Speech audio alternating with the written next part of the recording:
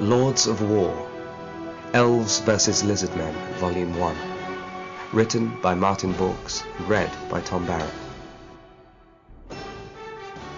Part 3. Placere Ignere.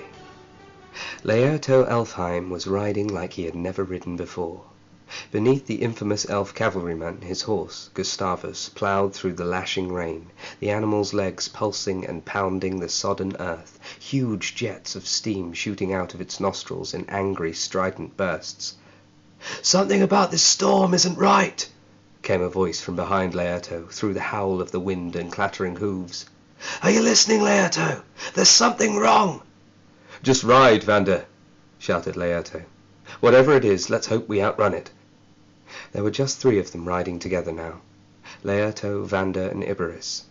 The rest of the regiment had been delayed by the sudden downpour. The bizarre weather had moved in abruptly. The skies had emptied and the roads had turned to mud in the briefest of moments. Carrying cargo so precious, Laerto had been reluctant to abandon his reinforcements of foot soldiers, chariots, and carriages. He had himself requested the escort after all, but they had quickly become a lost cause, bogged down in the mire-like thoroughfares of the old forest all but immediately.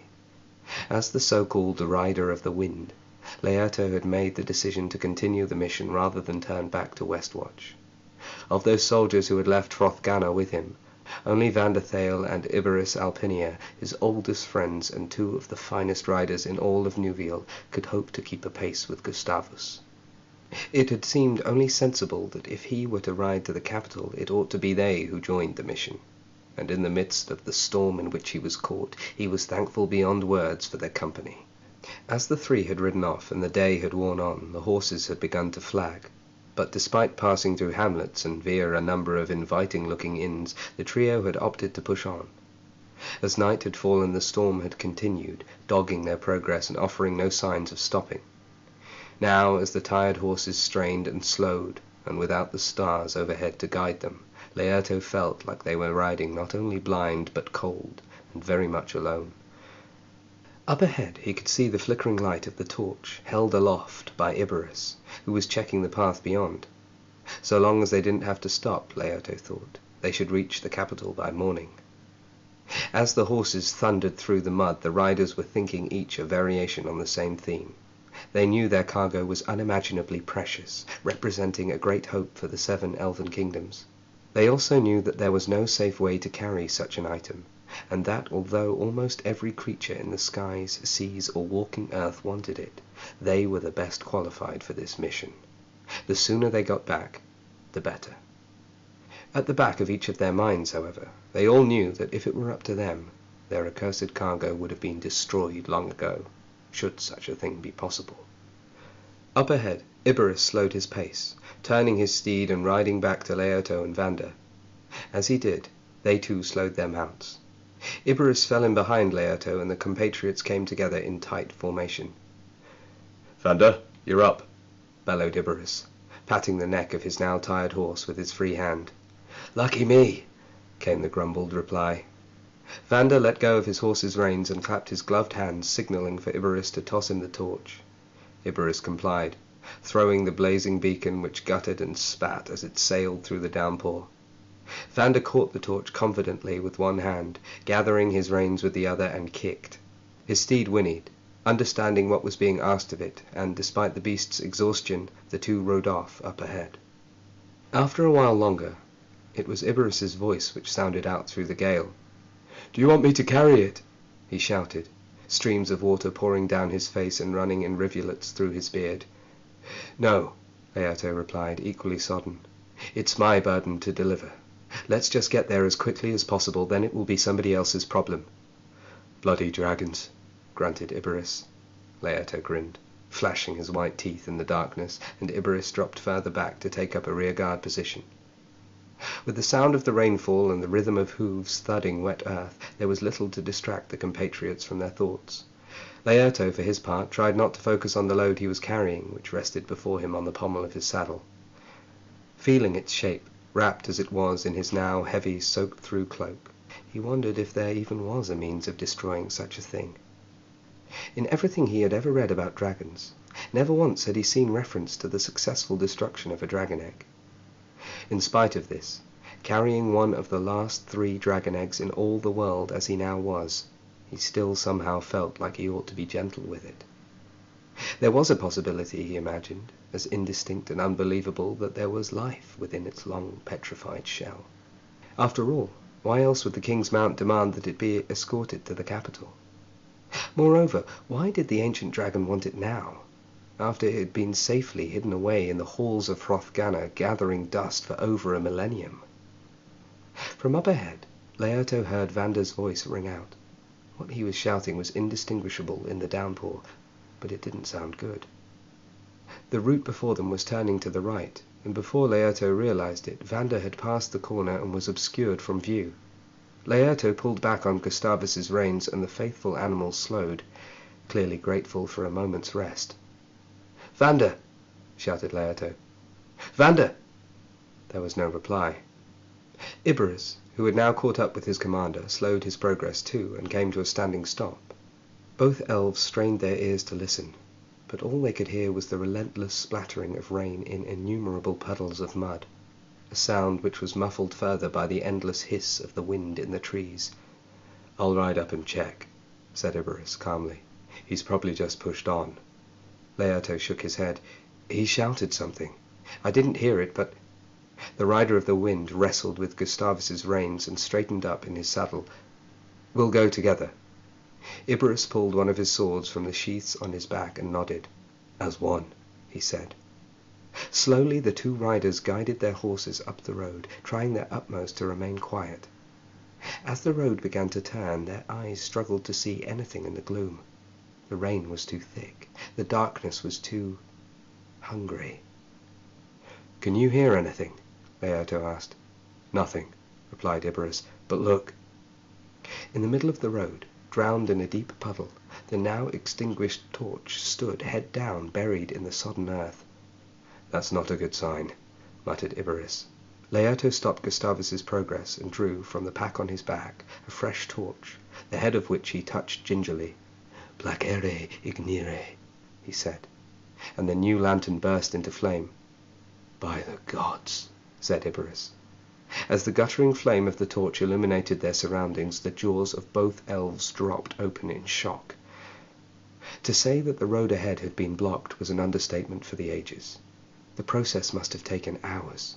Trees had been felled and laid not only on top of one another, but splintered and broken, creating a hostile barrier of twisted nature that would take a dozen elves a full day to clear. Whole trees had been toppled and piled high, so high it stretched up to the tree line. In the middle of the barrier, hung from twisted, severed branches, was Vander's lifeless corpse. His throat had been savaged, not so much cut open, but torn. Before the 2 had a chance to react, from above them came a sound not unlike the sky falling. A huge blast of air, a dull swoop, a gap in the rainfall pouring down upon them. The sky turned even darker for a moment, and the pair of elves looked up. "What is that?" Iberus asked. "Is it a dragon?" "No," replied Leoto. "This looks much worse." The enormous shape flew about and then folded its immense wings, dropping down and onto the earth behind them with a force that made the earth shake. A gigantic pterodon, large enough to block the full width of the road and their only means of escape, looked down at the 2 elves with wine-dark eyes. "This shouldn't be possible," said Iberus. "The partition, the watchtowers, how—" "You don't need to worry about how," came a voice from the darkness, which sounded both smooth as silk and yet rough as old leather. Out of the tree line stepped a lizardman. Its skin was bright blue, its fronds red as freshly drawn blood. At the end of its long, slender limbs, bird-like claws glinted, stained with blood. As the creature moved, its huge black and white striped tail flicked from left to right behind it, like a cat on the prowl or a whip keen to lash. Leoto's eyes widened with horror, and Gustavus reared up, whinnying, panicked. Quick as lightning, Iberus tossed his sword into the earth and pulled his bow from a separate sheath on his back. With the other hand he grasped 2 arrows from his quiver, brought them to the bowstring of his mighty weapon, and pulled back. "Run!" shouted the cavalryman. "Get out of here!" Iberus fired the arrows at the huge pterodon blocking Laerto's retreat. They sailed through the air, but the pterodon didn't flinch. The projectiles bounced with depressing futility off its hide, although the infraction did prompt the beast to crane its huge neck to look at Iberus, almost amused. As Laerto wrestled with Gustavus, who was now distinctly panicked, Iberus slipped from his saddle, twisting in the air and firing 2 more arrows, one of which landed, striking the pterodon in a shadow-red eye. The hulking beast roared, its head recoiling and winding back into a striking position. Iberus tossed the bow to one side, pulling his first sword from the mud and drawing a second from the array of weapons on his back. From out of the shadows, meanwhile, the brightly coloured lizard-man darted towards Laerto, rolling through the mud, its claws flashing. Gustavus emitted a deep, bellowing whinny and fell to the ground, pinning Laerto by the leg. The pterodon's head then shot forwards, its huge, beak-like jaws open chasm-wide.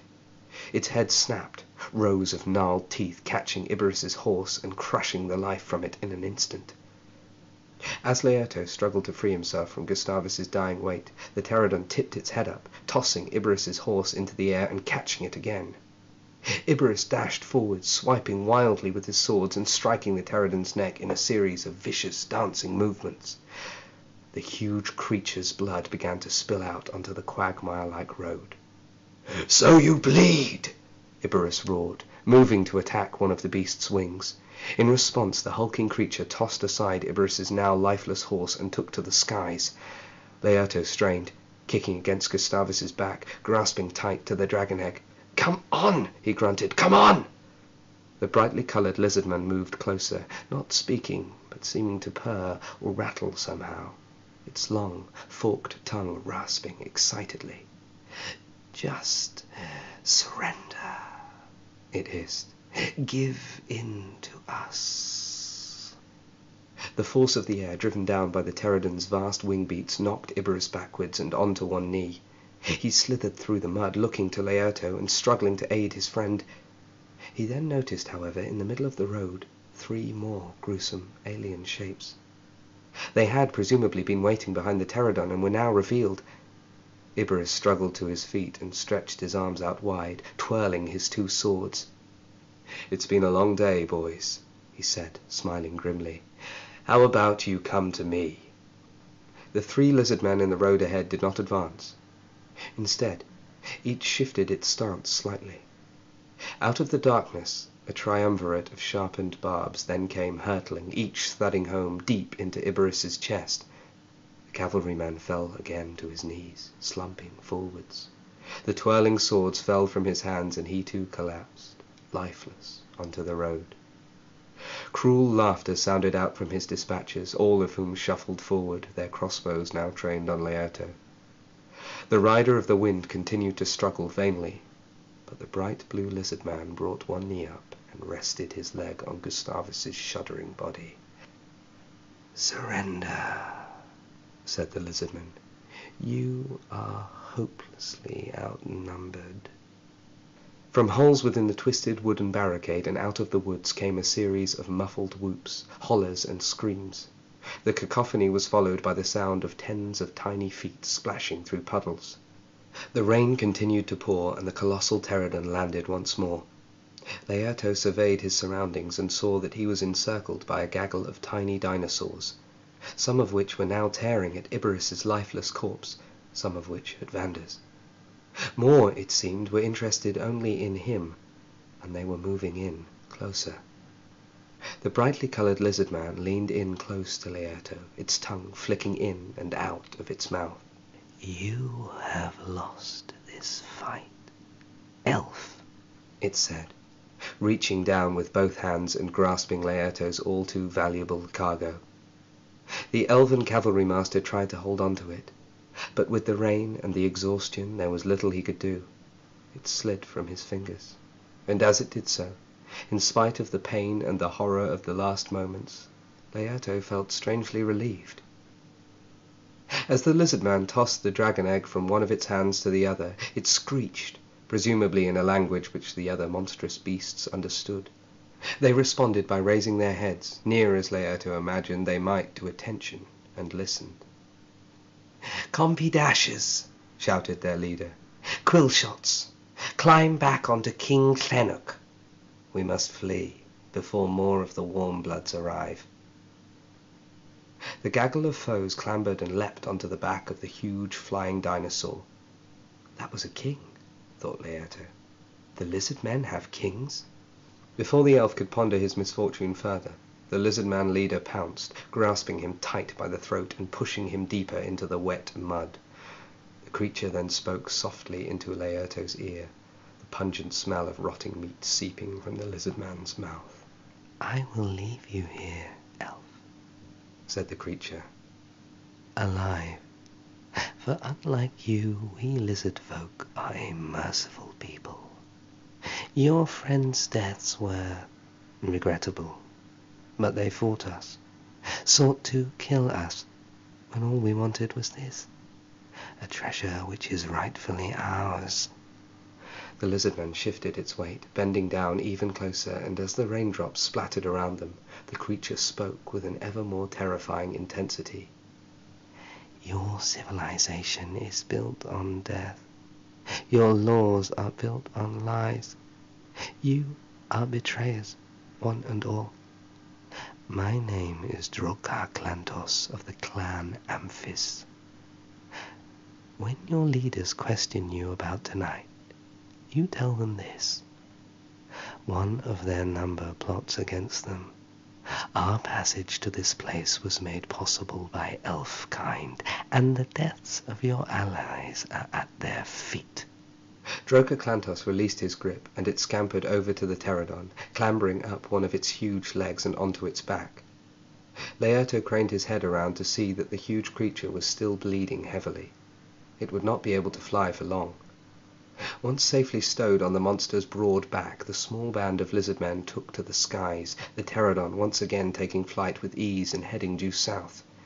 As it flew, King Clennock screamed, and the ominous sound it emitted echoed across the old forest. The rider of the wind continued to struggle, eventually working himself free of Gustavus's now dead weight. Everything around Laertes was shrouded in darkness, but he knew all was lost all the same. His leg was broken, friends dead, and mission failed, but at least he was alive. Reaching into the pack on his back, which was now caked in wet mud, Laertes pulled out another unlit torch. "Placere ignire," he said, and a weak flame sprung into life. A moment later, the rain stopped.